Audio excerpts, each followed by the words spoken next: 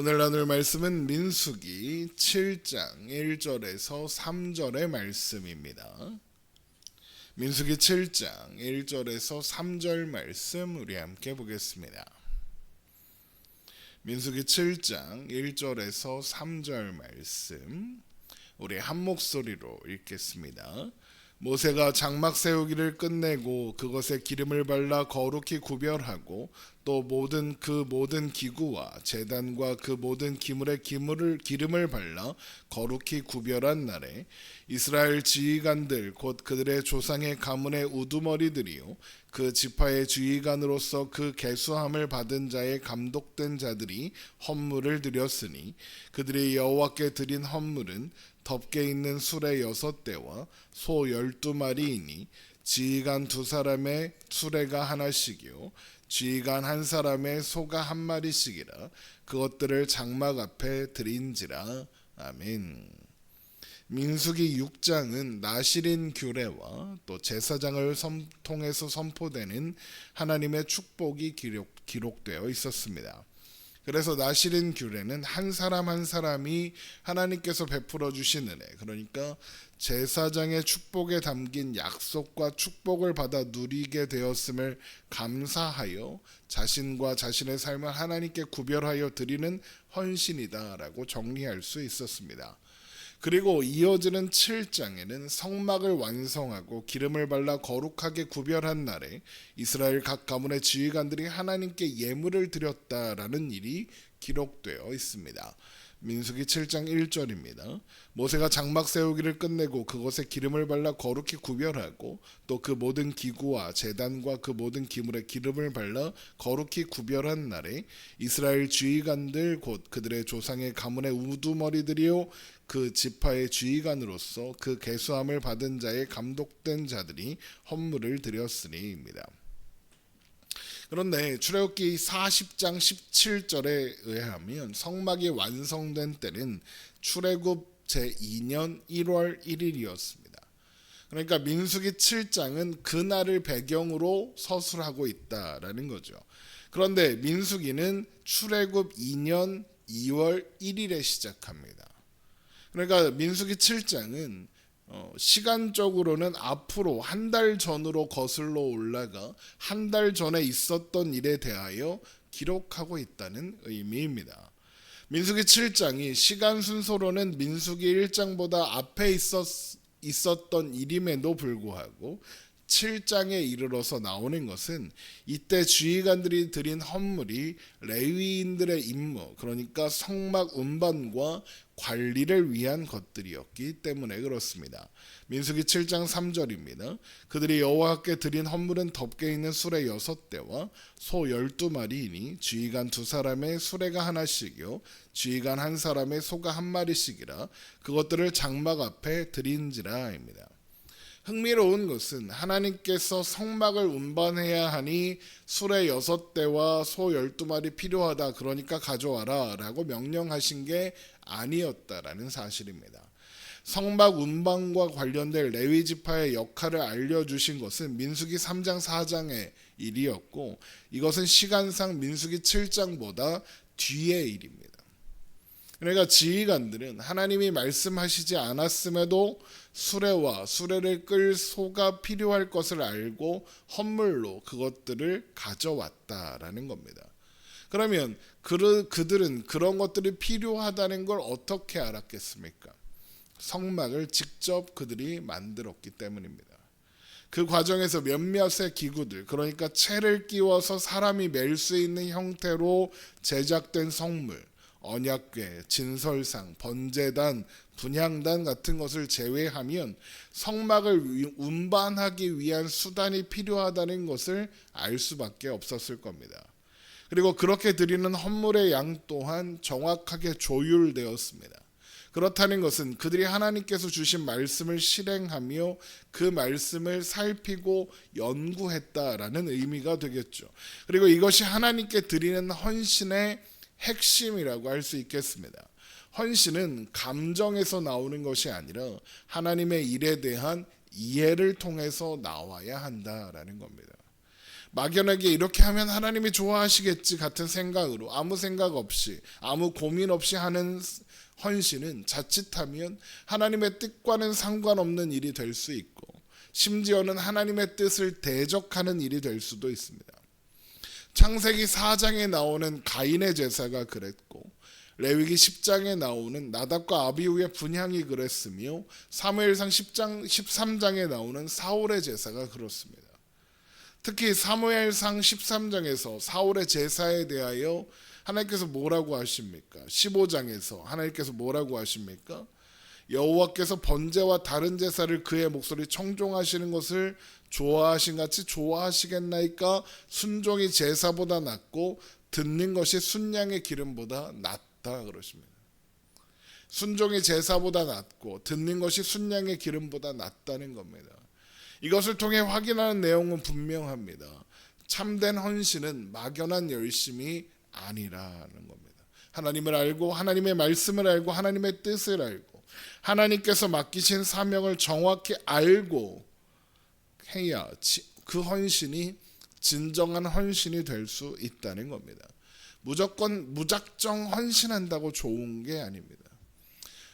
어떤 면에서 오늘 한국교회가 위기다 하는 이유 중에 하나가 바로 이겁니다. 무분별하고 생각 없이 그저 막연한 열심으로 했던 헌신 때문입니다. 말씀 없는 열심, 하나님의 뜻과는 상관없는 열심이 믿음의 헌신인 줄 알고 착각한 결과가 오늘날 한국교회를 타락하게 만들었다는 겁니다. 하나님은 많은 헌신보다 바르게 하는 순종을 기뻐하십니다. 헌신과 열심도 언제나 하나님께서 우리에게 주신 말씀에 근거해야 한다는 거죠. 하나님이 말씀하시고 뜻하신 자리까지만 가야 한다는 겁니다. 이스라엘 지휘관들은 성막을 만드는 과정에 헌신하며 하나님의 말씀을 생각하고 묵상함으로써 이런 일들이 필요하겠구나라는 헌신의 내용을 떠올리고 그 고민의 결과대로 하나님께 헌물을 가져왔다라는 겁니다. 그래서 하나님이 그것들을 받아 레위인들에게 주시고 각기 직임대로 회막 봉사에 사용하게 하라고 하셔서 그런 그들의 지휘관들의 헌신을 받아들이시고 또한 기뻐하시는 겁니다. 민수기 7장 4절입니다. 여호와께서 모세에게 말씀하여 이르시되 그것을 그들에게서 받아 레위인에게 주어 각기 직임대로 회막 봉사에 쓰게 할지니라 합니다. 그렇게 드려진 수레와 소는 어깨로 매는 일을 하는 고핫 자손을 제외한 게르손 자손과 무라리 자손에게 맡겨집니다. 민수기 7장 6절입니다. 모세가 수레와 소를 받아 레위인에게 주었으니 곧 게르손 자손들에게는 그들의 직임대로 수레둘과 소 4마리를 주었고 무라리 자손들에게는 그들의 직임대로 수레 4과 소 8마리를 주고 제사장 아론의 아들 이다말에게 감독하게 하였으나 고핫 자손에게는 주지 아니하였으니 그들의 성소의 직임은 그 어깨로 매는 일을 하는 까닭이었더라 합니다. 그런데 지휘관들이 가져온 헌물은 수레와 소만이 아니었습니다. 민수기 7장 10절입니다. 제단에 기름을 바르던 날에 지휘관들이 제단의 봉헌을 위하여 헌물을 가져다가 그 헌물을 제단 앞에 드리니라. 하나님은 그것들을 보시고 하루에 한 사람씩 제단의 봉헌물로 드려라 라고 말씀하십니다. 민수기 7장 11절입니다. 여호와께서 모세에게 이르시기를 지휘관들은 하루 한 사람씩 제단의 봉헌물을 드릴지니라 하셨더라 합니다. 그래서 유다 지파를 시작으로 해서 이사갈, 수불론, 루벨, 시므온, 갓, 에브라임, 므낫세, 베냐민, 단, 아셀, 납달리 지파 순으로 예물을 가져왔고 드린 예물은 소재물을 담은 130세겔의 무게의 은쟁반 하나, 70세겔 무게의 은바리. 여기에서 바리는 널쩍한 접시 형태의 대접 같은 거다라고 생각하시면 됩니다. 그렇게 은바리 하나, 또 향을 채운 13개 무게의 금그릇, 그리고 번제물로 숫송아지 1마리, 순양 1마리, 1년 된 어린 순양 1마리, 속죄제물로 순염소 1마리, 화목제물로 소 2마리, 순양 5마리, 순염소 5마리, 1년 된 어린 순양 5마리였습니다. 민수기 7장 12절입니다. 첫째 날에 헌물을 드린 자는 유다 지파 암미나답의 아들 나손이라. 그의 헌물은 성소의 세겔로 130세겔 무게의 은반 하나와 70세겔 무게의 은발이 하나라. 이 두 그릇에는 소재물로 기름 섞은 고운 가루를 채웠고 또 10세겔 무게의 금그릇 하나라. 그것에는 향을 채웠고 또 번제물로 숫송아지 한 마리와 순양 한 마리와 1년 된 어린 순양 한 마리이며 속죄제물로 순염소 한 마리이며 화목제물로 소 2마리와 순양 5마리와 순염소 5마리와 1년 된 어린 순양 5마리나 이는 암미나답의 아들 나손의 헌물이었더라입니다. 이후에 83절까지 헌물을 드린 사람의 이름만 바뀌고 내용은 동일합니다. 집에 가서 한번 읽어보십시오. 그래서 그렇게 이스라엘 지휘관들이 드린 헌물이 은쟁반 12개, 은발이 12개, 금그릇이 12개였고 민수기 7장 84절입니다. 민수기 7장 84절.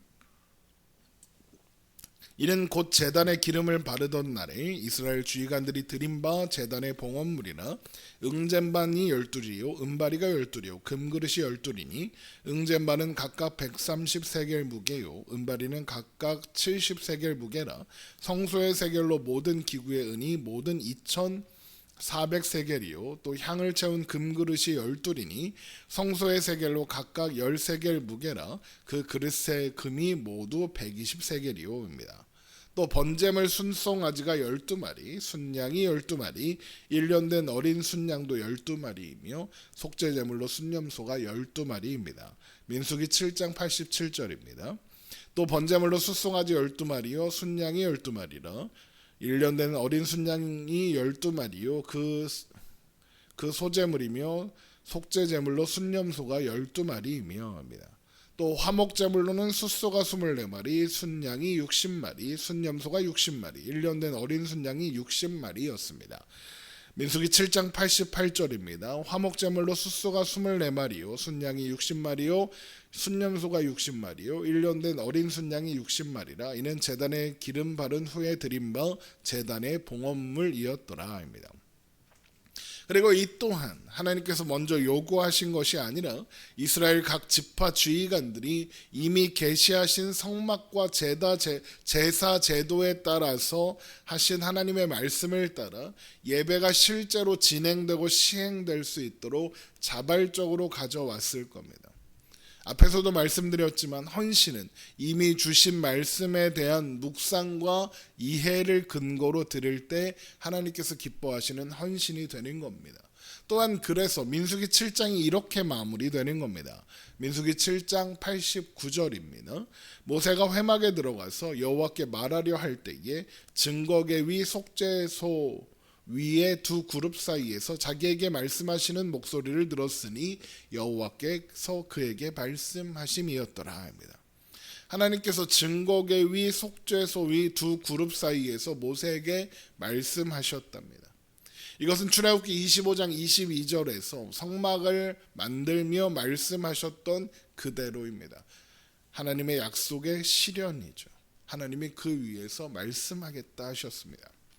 그런데 이것은 이스라엘 지휘관들이 하나님께 드린 헌신에 대한 하나님의 반응이기도 했습니다. 하나님께서 증거계 위 속죄소 위 두 그룹 사이에서 말씀하셨다라는 사실은 하나님께서 성막에 임하셨다는 의미이며 하나님이 성막에 임하셨다라는 것은 하나님이 이스라엘 가운데 임하셨다는 의미이죠. 그리고 이것은 앞서 나온 민수기 6장에서 제사장의 축복의 실현이라고 할 수 있는 겁니다. 민수기 6장 24절을 한번 보겠습니다. 민수기 6장 24절입니다. 여호와는 내게 복을 주시고 너를 지키시기를 원하며 여호와는 그의 얼굴을 내게 비추사 은혜 베푸시기를 원하며 여호와는 그 얼굴을 내게로 향하여 드사 평강 주시기를 원하노라 할지니라 하라입니다. 하나님이 이스라엘 백성들에게 그의 얼굴을 비추신 것이며 그 얼굴을 그들을 향해 드셨다라는 겁니다. 하나님이 그렇게 하신 이유가 무엇입니까? 복을 주시고 지키시며 평강을 주시기 위해서라고 한 겁니다. 결국 한 개인의 헌신인 나실인 규례에 대한 대답이 하나님의 축복이었던 것처럼 이스라엘 각 지파를 대표하는 지휘관들의 헌신에 대한 대답 또한 하나님의 축복이었다라는 겁니다. 하나님께서 그들의 헌신을 기뻐하신다는 의미인 거죠. 하나님은 우리를 사랑하시며 기뻐하십니다. 하나님이 우리의 하나님이십니다. 그리고 그런 사랑과 은혜를 받았음을 아는 자의 당연한 반응과 결과는 하나님의 말씀을 주의 깊게 듣고 순종하는 헌신이다라는 겁니다. 우리가 사는 오늘이 하나님 말씀 앞에 서는 날이 되기를 소망합니다. 또한 그 말씀을 듣고 순종함으로 오늘의 한 걸음을 내딛어 나아가는 우리가 되기를 주님의 이름으로 축원합니다. 기도하겠습니다.